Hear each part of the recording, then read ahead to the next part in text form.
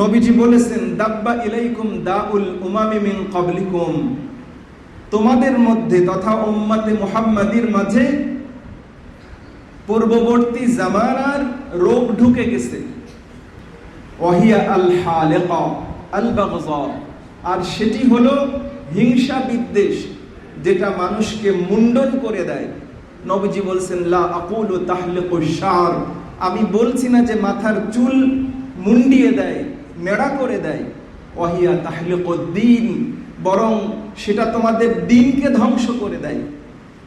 আওয়ালা আদুল্লুকুম আলা শাইইন ইযা ফাআলতুমুহু তাহাবাবতুম, আমি কি তোমাদের এমন কথা বলে দেব না যা করলে তোমাদের পারস্পরিক ভ্রাতৃত্ববোধ, মহাব্বত বাড়বে। আফশুস সালামা বাইনাকুম, তোমরা নিজেদের মধ্যে পারস্পরিক সালাম দেওয়ার এই প্রচলন বৃদ্ধি করে দাও। সুবহানাল্লাহ। আজকে ছোট্ট একটা বিষয় নির্বাচন করেছি আপনাদের সমীপে পেশ করার জন্য। বিষয়টি হলো হিংসা এবং বিদ্বেষ। আমাদের মাঝে আছে নাকি? কম না বেশি? মুসলমান হওয়ার পরে হিংসা এবং বিদ্বেষ থাকা, এটা কি আমাদের জন্য শোভনীয় না অশোভনীয়? তাহলে থাকলো কেন? কোরআনুল কারীম এ ব্যাপারে কি বলে, আমরা কোরআন এবং সুন্নাহর আইনাই মানদণ্ডে আমরা বিষয়টি খুব সংক্ষেপে আলোকপাত করব ইনশাআল্লাহ।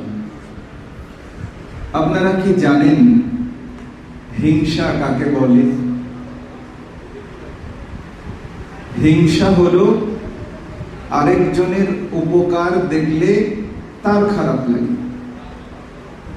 অন্যের ভালো দেখলে আপনার খারাপ লাগে, এটার নাম হলো হিংসা। আর বিদ্বেষ কি জিনিস? বিদ্বেষ আলাদা। বিদ্বেষ হলো মনে মনে অন্যের অপকার করা, ক্ষতি করার ইচ্ছা পোষণ করা। হিংসার ভেতরে বিদ্বেষ নাও থাকতে পারে, আপনি অন্য কারো ভালো চাচ্ছেন না, এটা হিংসা। আর বিদ্বেষ হলো আরেকটু ভয়াবহ, যে আপনি কার ভালো তো চাচ্ছেন নাই, বরং সুযোগ পেলে তার ব্যাপারে একটা নেতিবাচক কথা, তার ব্যাপারে একটু অপমানজনক মন্তব্য, তার একটু ক্ষতি করার চেষ্টা করা, এ ব্যাপারে আপনি প্রস্তুত। এটা হলো বিদ্বেষ। আরবিতে হিংসাকে হাসাদ, বিদ্বেষকে বাগদা বলা হয়। সহিহ সুন্নাতে বারংবার রাসূলুল্লাহ সাল্লাল্লাহু আলাইহি ওয়াসাল্লাম এই শব্দ দুটোর ভয়াবহতা, এই আচরণের ভয়াবহতা রাসূলুল্লাহ সাল্লাল্লাহু আলাইহি ওয়াসাল্লাম উল্লেখ করেছেন। যদি আপনাদেরকে জিজ্ঞেস করা হয় পৃথিবীর ইতিহাসে প্রথম হিংসা কোনটি ছিল, আল্লাহ রাব্বুল আলামিনের পৃথিবীতে আগমনের পরে সৃষ্টিকুলের মধ্যে আমাদের আব্বা আদম আলাইহিস সালাতু ওয়াস সালামের দুই সন্তান হাবিল এবং কাবিলের মধ্যে পারস্পরিক এই আচরণ প্রদর্শিত হয়েছিল। কিন্তু হিংসা যে আমাদেরকে প্রলুব্ধ করে, সে তো আমাদের জন্য চিরশত্রু শয়তান। আল্লাহ রাব্বুল আলামিন যখন জান্নাতি পরিবেশে আমাদের আব্বা আদম আলাইহিস সালাতু ওয়াস সালামকে বসবাসের সুব্যবস্থা করে দিলেন, আশরাফুল মাখলুকাত হিসেবে মানুষের মর্যাদা দেখে সর্বপ্রথম হিংসা প্রদর্শন করেছিল শয়তান। হিংসার পাশাপাশি সে বিদ্বেষ করেও আদম আলাইহিস সালাতু ওয়াস সালামকে জান্নাতি নিয়ামত থেকে দূর করে দেওয়ার অপচেষ্টা কূটকৌশল সাজিয়েছিল।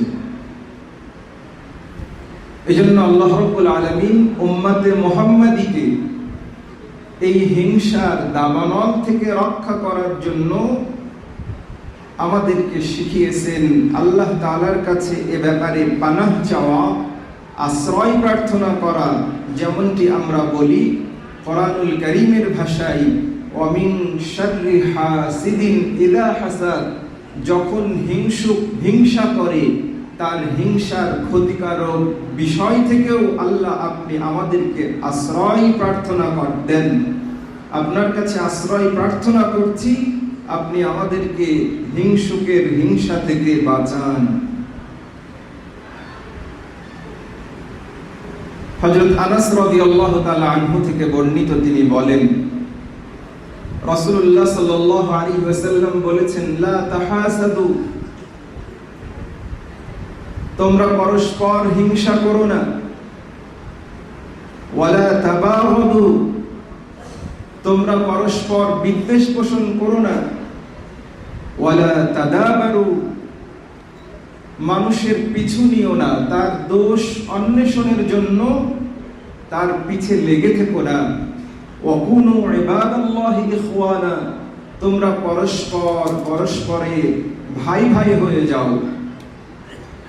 লা ইয়াহিল্লু লিমুমিনিন আইয়াহজুরা আখাহু ফাওকা সালাসা লায়ালিন, একজন ঈমানদারের জন্য বৈধ নয়, অনুমতি নেই যে ইচ্ছাকৃত বিদ্বেষ হিংসা পোষণ করে অপর ভাইকে 3 দিনের জন্য পরিত্যাগ করে, ইচ্ছা করে হিংসা করে বিদ্বেষ করে তার সাথে 3 দিন যে কোনো ধরনের মুআমালা কথাবার্তা বলা থেকে বিরত থাকে। একেবারে বিশুদ্ধ হাদিস। কিন্তু যদি আজকের দিনে আমরা লক্ষ্য করি যে গোটা বিশ্বে, বিশেষত ঈমানদার এবং মুসলমানদের মাঝে এই হিংসা এবং বিদ্বেষ এত ভয়ঙ্কর আকার ধারণ করেছে যে মুসলিম উম্মার অগ্রযাত্রা, পৃথিবীতে আমাদের হারিয়ে যাওয়া গৌরবোজ্জ্বল 800 বছরের ইতিহাস ঐতিহ্য, এই সব কিছু নস্যাৎ হয়ে যাচ্ছে পারস্পরিক হিংসা এবং বিদ্বেষের কারণে। প্রতিটা সেক্টরে, পারিবারিক, সামাজিক, রাষ্ট্রীয়, ধর্মীয়, আন্তর্জাতিক, এবং আজকে অমুসলিমরা স্পষ্টভাবে বুঝতে পেরেছে যে ঈমানদার এবং মুসলমানদের অগ্রযাত্রাকে, তাদের সামনে এগিয়ে যাওয়াকে কোনোভাবেই বাদ সাধা সম্ভব নয়, ঠেকানো যাবে না। যদি তাদের ভেতরে দলাদলি, ফেরকা, হিংসা, বিদ্বেষ এগুলো তৈরি করে যদি তাদের ঐক্যবদ্ধ রূপরেখাকে বাধাগ্রস্ত করা যায়, তাহলেই কেবল মুমিনগণ ঈমানী চেতনা থেকে পিছিয়ে যাবে, আর ঈমানী দুর্বলতাই কেবলমাত্র মুসলমানদের উপরে বিজয় লাভ করার একমাত্র কারণ বলে বিবেচিত হবে। সেই কারণে আমাদের মধ্যে পরিকল্পিতভাবেও হিংসা এবং বিদ্বেষকে জিইয়ে রাখা হয়েছে, আমাদের ভেতর থেকে এই অসুবিধাগুলো দূর করতে দেওয়া যাচ্ছে না। অথচ এটি এমন একটা ভয়াবহ পাপ, আপনারা জানেন যে আমরা যত নেক আমল করি, এই নেক আমলগুলো আমাদের আমল নামায় জমা হয়। যত গুনাহ খতা করি, সেগুলো আমল নামায় জমা হয়। আল্লাহ রাব্বুল আলামিন তার নিজস্ব ব্যবস্থাপনায় হিসাব করে আমাদেরকে জান্নাত অথবা জাহান্নাম, পুরস্কার অথবা তিরস্কার করবেন। দুইটা পাপ আছে যে শুধুমাত্র পাপের পাল্লাকে ভারী করে না, বরং নেকি সওয়াবগুলোকেও খেয়ে ফেলে, নষ্ট করে দেয়। তার একটি হলো শিরক, আর দ্বিতীয়টি হলো হাসাদ, হিংসা। রাসূলুল্লাহ সাল্লাল্লাহু আলাইহি ওয়াসাল্লাম বলেছেন, ইয়াকুম ওয়াল হাসাদ, তোমরা হিংসা থেকে বাঁচো। ফাইন্নাল হাসাদা ইয়াকুলুল হাসানাত কামা তাকুলুন নারুল হাতাবা,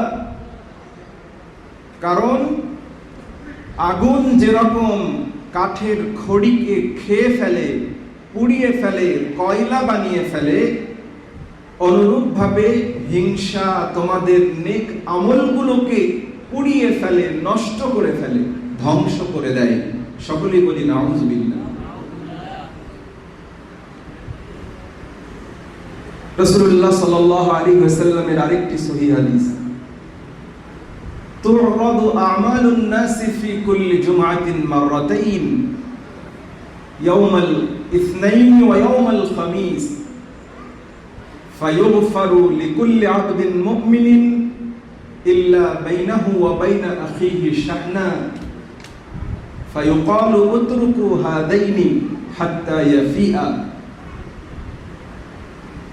এই যে আপনারা জানেন আমাদের দুই কাঁধে সম্মানিত দুজন ফেরেশতা থাকেন, তারা আমাদের সমস্ত কার্যকলাপ ভলিউমে লিপিবদ্ধ করেন। এই লিখিত বিষয়গুলো রব্বুল আলামিনের কাছে প্রতি সপ্তাহে 2 দিন জমা দেওয়া হয়।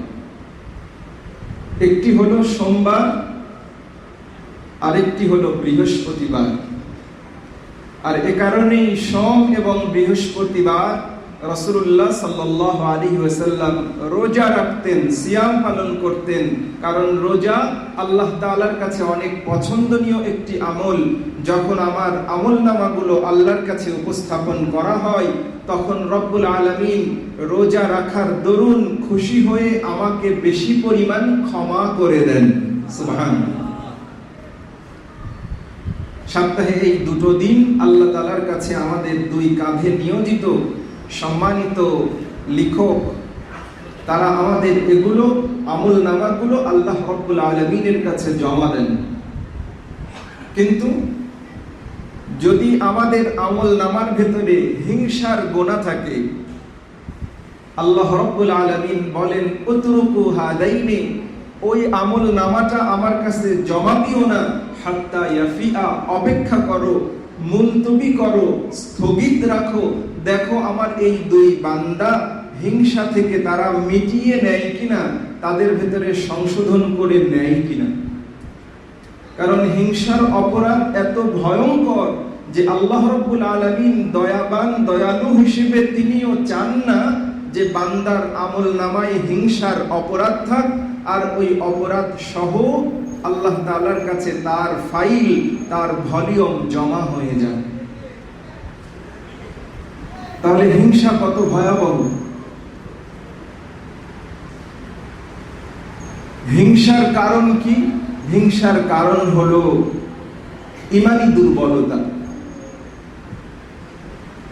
আল্লাহ রাব্বুল আলামিন আমার তাকদীরে, আমার ভাগ্যে আমার জন্য যতটুকু বরাদ্দ রাখবেন, এর চেয়ে বেশি কি আমি পাবো?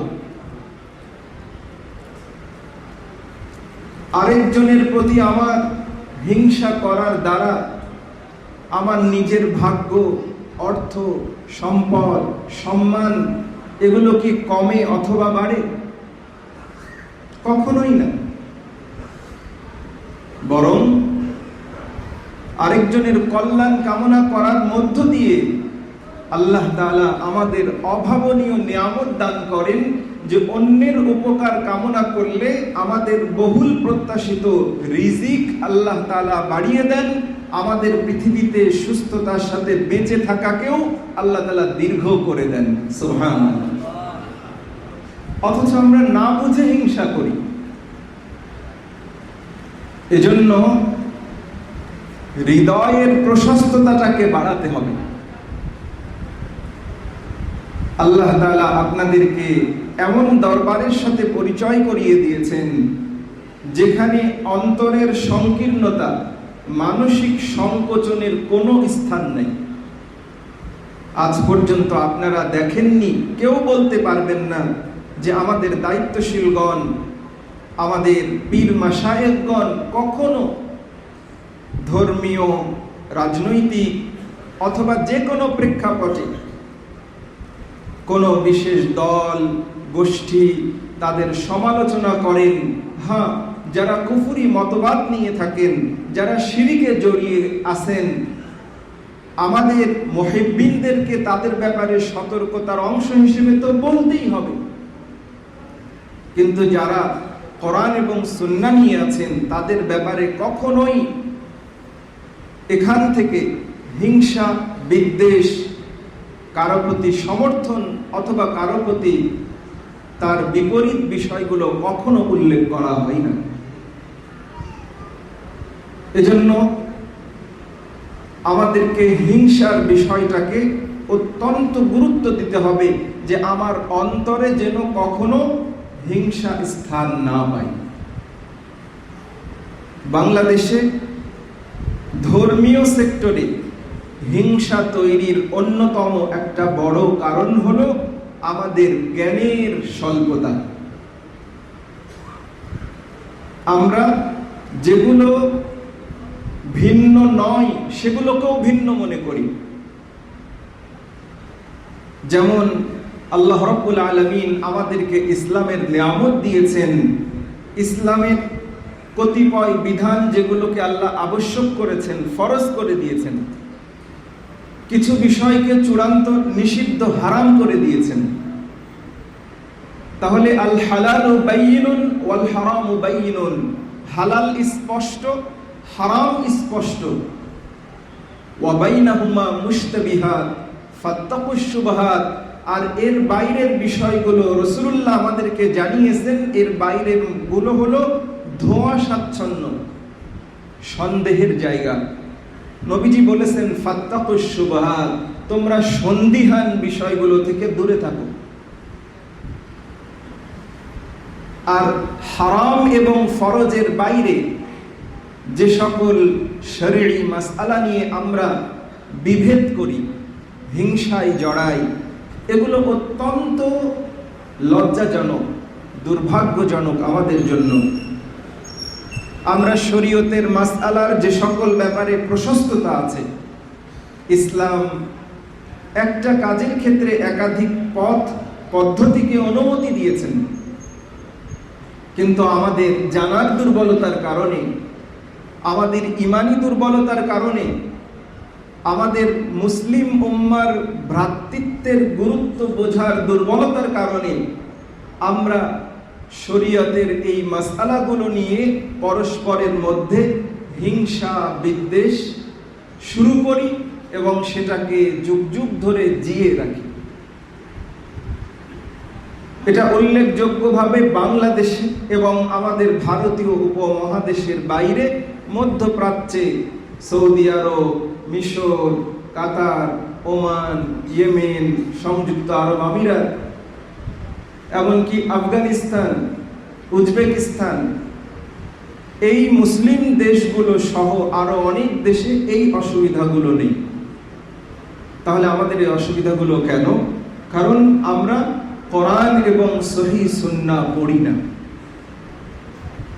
শুধু তাই নয়, যদি আমরা কোরআন সুন্নাহ না পড়েও অন্তত পক্ষে স্বর্ণ যুগের যে সময় প্রসিদ্ধ মাযহাবগুলোর উদ্ভব হয়েছে এবং তাদের অভিমত, তাদের মতামত, একজন ইমামের ব্যাপারে আরেকজন ইমামের যে শ্রদ্ধাবোধ, তাদের ভেতরে পারস্পরিক যে সৌন্দর্যপূর্ণ সম্পর্ক, যদি এই বিষয়গুলো বুঝতাম, তাহলে আমাদের বাংলাদেশে অন্তত পক্ষে ধর্মীয় সেক্টরের এই হিংসা বিদ্বেষ থেকে উম্মাহকে রক্ষা করা যেত বলে আমি মনে করি। যদি আমরা উদাহরণত বলি, আমাদের বাংলাদেশে ধর্মীয় সেক্টরে অল্প হাতে গোনা 5টা, 8টা, 10টা বিষয় নিয়ে আমাদের মধ্যে মতবিরোধ। আমি এটাকে মতবিরোধ বলি না, ভিন্ন মত, মতানৈক্য, ভিন্ন ভিন্ন অভিমত আমরা পাই। হাত বাঁধার ক্ষেত্রে পাই, আমিন বলার ক্ষেত্রে পাই, পা কাছিয়ে দাঁড়ানো অথবা ফাঁকা করে দাঁড়ানোর ব্যাপারে পাই, মুনাজাত করা না করা নিয়ে পাই, মিলাদ পড়া না পড়া নিয়ে পাই, ঈদের তাকবীর কটা হবে, 6টা না 12টা, এটা নিয়ে পাই।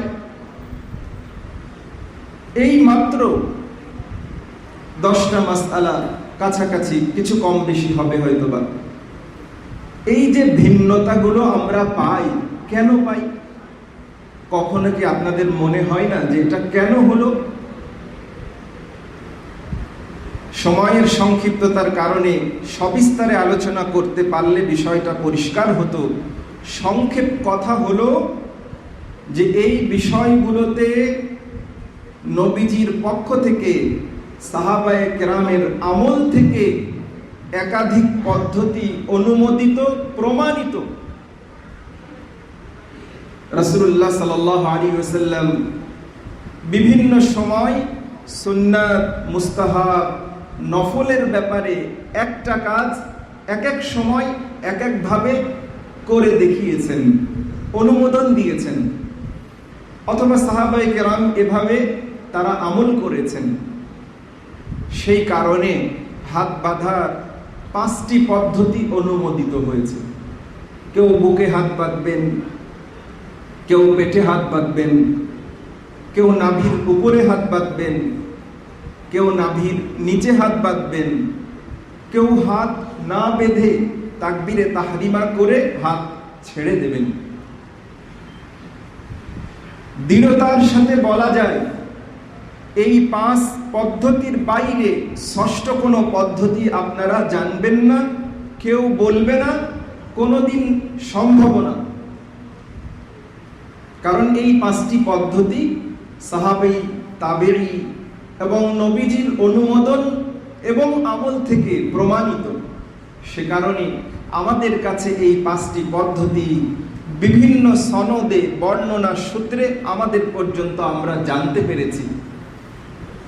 এখন যদি আমাদের জ্ঞানের স্বল্পতা থাকে, মানসিক সংকীর্ণতা থাকে, তাহলে আমরা বলবো যে দেখো, আল্লাহর কোরআন এক, নবী এক, ইসলাম ধর্ম এক, তে এক কাজের ক্ষেত্রে এত ধরন থাকবে কেন? এটা হলো ইমানি দুর্বলতা যাদের, জ্ঞানের সংকীর্ণতা যাদের, মনের ভেতরে জায়গা কম যাদের, তাদের বহিঃপ্রকাশ। আর যাদের ঈমান বড়, ইলম বড়, মনের ভেতরে জায়গা বড়, চিন্তাগুলো নবী এবং সাহাবায়ে কেরামের সুন্নাতের আলোকে গঠিত, তারা বলবেন হাত বাঁধার এই রীতিটা, এটা ইসলামী শরিয়াতে ফরজও নয়, ওয়াজিবও নয়, মুস্তাহাব পর্যায়ের সুন্নাত। এক্ষেত্রে ইসলাম 5টা পদ্ধতির অনুমতি দিয়েছে। এটা ইসলামের সৌন্দর্য, প্রশস্ততা। পৃথিবীব্যাপী কোটি কোটি মুসলমান কিয়ামত পর্যন্ত তাদের রুচি, তাদের পছন্দ, তাদের আবহাওয়া, তাদের সংস্কৃতি, তাদের ভালো লাগার উপরে নির্ভর করে তারা যে কোনো একটা পদ্ধতিকে মেনে নেবেন, বাকি 4টা পদ্ধতিকে অবজ্ঞা করবেন না, অবহেলা করবেন না। তাহলে তার কাছে এটার উত্তর হলো এগুলো ইসলামের সৌন্দর্য। দুঃখজনক বাস্তবতা হলো যে এক্ষেত্রে আমাদের পড়াশোনার দুর্বলতার কারণে, ইমানি দুর্বলতার কারণে, এবং যে সকল রাহবার, বড় নেতৃত্ব পর্যায়ের আলেম ওলামাদের দ্বারা আমরা পরিচালিত হই, তারাও জাতির কাছে বিষয়গুলোকে এভাবে উপস্থাপন না করার কারণে যারা আপনারা আপামর জনসাধারণ, তাদের কাছে এই ব্যাপারগুলো সৌন্দর্য হিসেবে উপস্থাপিত না হয়ে এগুলো ভিন্নতা এবং তার মাধ্যমে হিংসা এবং বিদ্বেষ ছড়ানোর একটা কারণ হিসেবে এই ব্যাপারগুলো উপস্থাপিত হয়।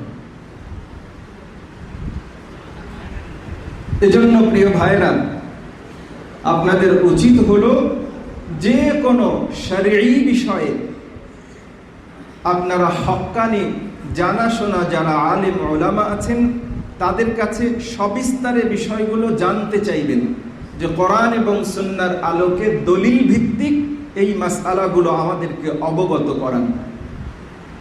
যদি এটা করতে পারা যায়, দেখবেন আপনার মনের সংকীর্ণ স্থান সম্প্রসারিত হয়ে যাবে। রাসূলুল্লাহ সাল্লাল্লাহু আলাইহি ওয়াসাল্লামের কেমন আচরণ ছিল? মুসলমান, ইসলাম শক্তিশালী হয়েছে। ইয়াহুদি নবীজির কাছে এসে হিংসা এবং বিদ্বেষে ফেটে পড়ছে, বিতর্কে জড়াচ্ছে। এক পর্যায়ে রাত করে মসজিদের ভেতরে পেশাব করে দিয়েছে। সাহাবায়ে কেরাম তাকে শাসন করতে, থামাতে, তার প্রতি চড়াও হতে উদ্যত হয়েছেন। রাসূলুল্লাহ সাল্লাল্লাহু আলাইহি ওয়াসাল্লাম তাদেরকে থামিয়ে দিয়েছেন, শান্ত করেছেন। নবীজির এই আচরণ দেখে ওই বিদ্বেষ পোষণকারী ইহুদি তৎক্ষণাৎ নবীজির হাতে হাত রেখে তাওহীদের কালিমা এবং রিসালাতের সাক্ষী দিয়ে ঈমান আনয়ন করেছেন। সুবহানাল্লাহ। এটা হলো ঈমান এবং দৃঢ়তা, বিদ্বেষ থেকে বের হয়ে আসতে পারার দৃষ্টান্ত। এজন্য প্রিয় ভাইয়েরা, আমাদের উচিত অন্তত পক্ষে আমার প্রতি কে বিদ্বেষ পোষণ করলো, কে হিংসা লালন করলো, এ ব্যাপারে আমরা মাথা ঘামাবো না। আমরা সকলকে মাফ করে দেব, সকলের সঙ্গে সুসম্পর্ক বজায় রাখবো। আল্লাহ তাআলার যে আদেশ, ইন্নামাল মুমিনুনা ইখওয়াতুন ফাআসলিহু বাইনা আখাওয়াইকুম, নিশ্চয় অবশ্যই সকল মুমিন যারা ঈমানের স্বীকৃতি দিয়েছেন, যারা একত্ববাদের স্বীকৃতি দিয়েছেন, যারা মুহাম্মদুর রাসূলুল্লাহ সাল্লাল্লাহু আলাইহি ওয়াসাল্লামের রিসালাতের স্বীকৃতি দিয়েছেন, তারা প্রত্যেকেই ভাই। ফাআসলিহু বাইনা আখাওয়াইকুম, আল্লাহ তাআলা বলেছেন তোমাদের পারস্পরিক ভাইদের মাঝে মীমাংসা করে দাও। প্রিয় ভাইয়েরা, আজকে যদি পৃথিবীব্যাপী লক্ষ্য করেন, শুধু পৃথিবীব্যাপী না, বাংলাদেশে আমাদের বড় লজ্জা লাগে, কষ্ট হয়।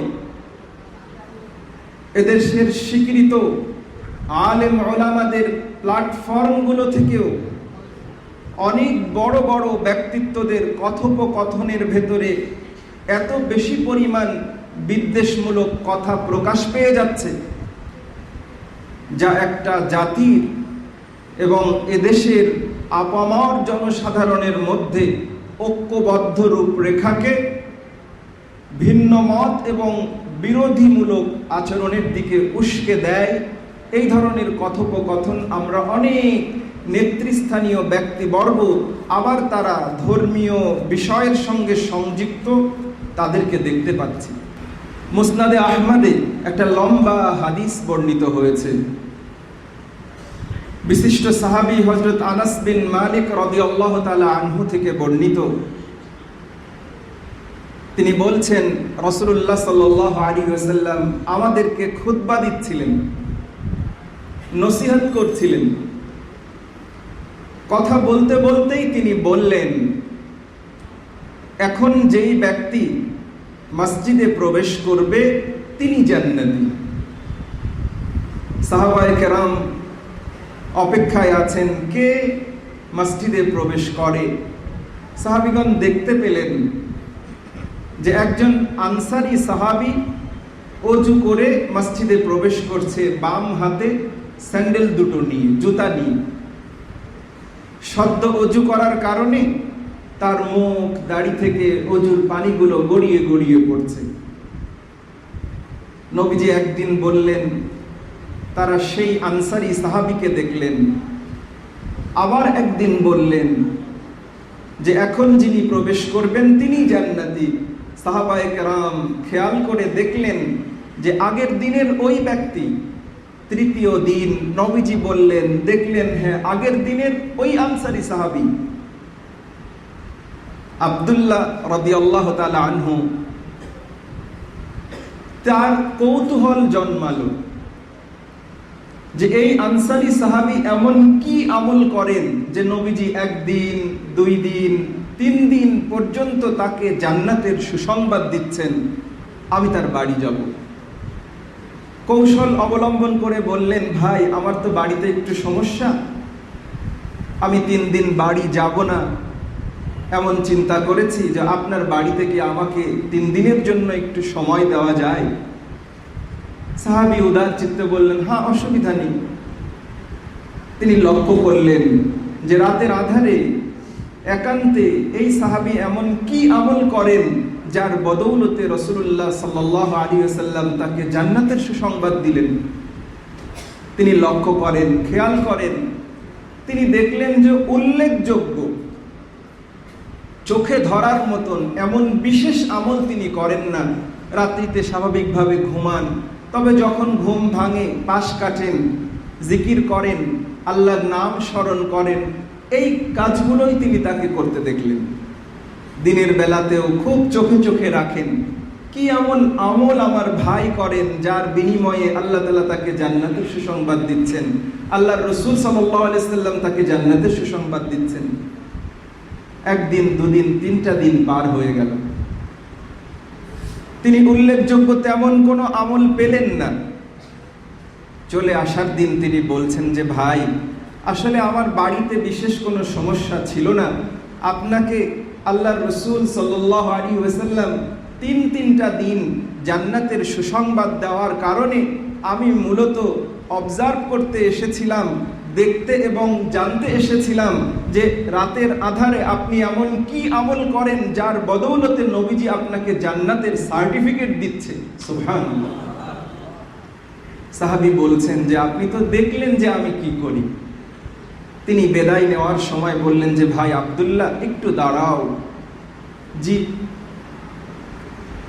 তখন আবারও বললেন, আমি যে আমলগুলো করি তুমি তো তা দেখলেই, তবে প্রতিদিন রাত্রে ঘুমোতে যাওয়ার সময় আমি আমার অন্তরে কোনো ইমানদার, কোনো মুসলমান ভাইয়ের জন্য কোনো হিংসা, কোনো বিদ্বেষ, কোনো ধোঁকা, এই চিন্তা আমি কোনো মুসলিম ভাইয়ের জন্য আমার অন্তরের ভিতরে রাখি না।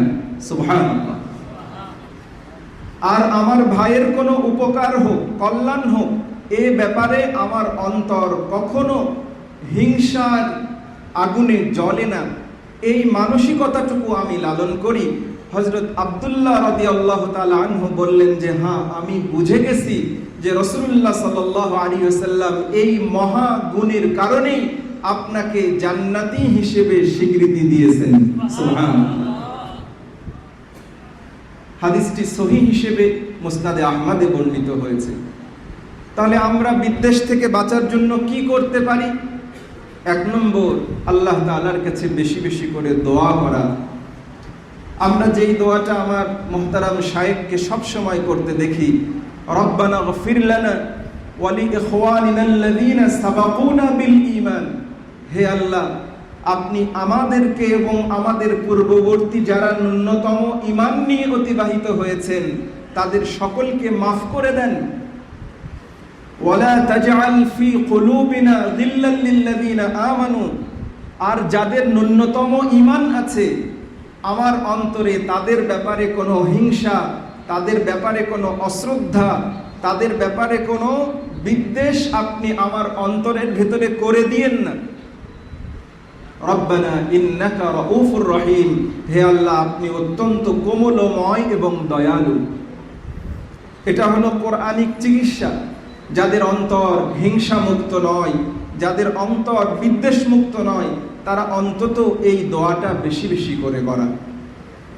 দ্বিতীয় প্রেসক্রিপশন হলো, নবীজি বলেছেন, দাব্বা ইলাইকুম দাউল উমামি মিন ক্বাবলিকুম। তোমাদের মধ্যে তথা উম্মতে মুহাম্মাদির মাঝে পূর্ববর্তী জামানার রোগ ঢুকে গেছে। ওয়াহিয়া আল হালিকা আল বাগযা। আর সেটি হলো হিংসা বিদ্বেষ, যেটা মানুষকে মুন্ডন করে দেয়। নবীজি বলছেন, লা আকুলু তাহলিকুশ শার। আমি বলছি না যে মাথার চুল মুন্ডিয়ে দেয়, নেড়া করে দেয়। ওয়াহিয়া তাহলিকুদ্দিন। বরং সেটা তোমাদের দ্বীনকে ধ্বংস করে দেয়। আওয়ালা আদুল্লুকুম আলা শাইইন ইযা ফাআলতুমুহু তাহাবাবতুম, আমি কি তোমাদের এমন কথা বলে দেব না যা করলে তোমাদের পারস্পরিক ভ্রাতৃত্ববোধ, মহাব্বত বাড়বে। আফশুস সালামা বাইনাকুম, তোমরা নিজেদের মধ্যে পারস্পরিক সালাম দেওয়ার এই প্রচলন বৃদ্ধি করে দাও। সুবহানাল্লাহ। তাহলে আমরা হিংসা এবং বিদ্বেষের পরিচয় জেনেছি, তার ভয়াবহতা জেনেছি। সাহাবীর জীবন থেকে বিদ্বেষ মুক্ত থাকার কারণে নবীজির পক্ষ থেকে তার জন্য পুরস্কারের বিষয় জেনেছি এবং হিংসা থেকে বের হয়ে আসার পদ্ধতিও জানলাম। আল্লাহ রাব্বুল আলামিন আমাদের সকলের হৃদয়গুলোকে ব্যক্তিগত, পারিবারিক, সামাজিক, রাষ্ট্রীয় এবং বিভিন্ন চিন্তা এবং মতবাদ কেন্দ্রিক যাবতীয় হিংসা বিদ্বেষ থেকে মুক্ত হয়ে ঐক্যবদ্ধ ইমানি ভ্রাতৃত্বে শক্তিশালী হওয়ার তৌফিক দান করেন। আল্লাহুম্মা আমিন। সুবহানাকাল্লাহুম্মা বিহামদিকা আশহাদু আল্লা ইলাহা ইল্লা আনতা আস্তাগফিরুকা ওয়া আতুবু ইলাইক। ওয়াসসালামু আলাইকুম ওয়া রাহমাতুল্লাহি ওয়া বারাকাতুহু।